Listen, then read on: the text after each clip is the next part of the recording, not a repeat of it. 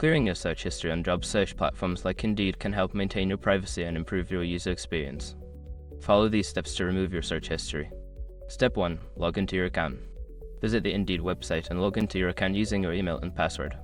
Ensure you are on the home page to access your profile settings. Step 2. Access your account settings. Once logged in, look at your profile icon or name in the upper right corner of the page. Click on it to open a drop-down menu, then select Account or Settings to access your account settings.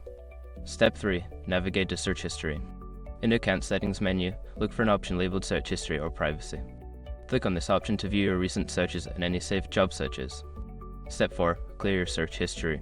Within the Search History section, you should see an option to clear or delete your search history. Click on this option and confirm your choice if prompted to ensure that your search history is removed. Step 5. Log out and refresh. After clearing your search history, log out of your account.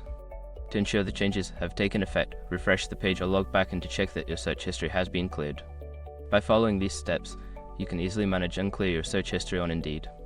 Regularly updating your privacy settings can enhance your job search experience.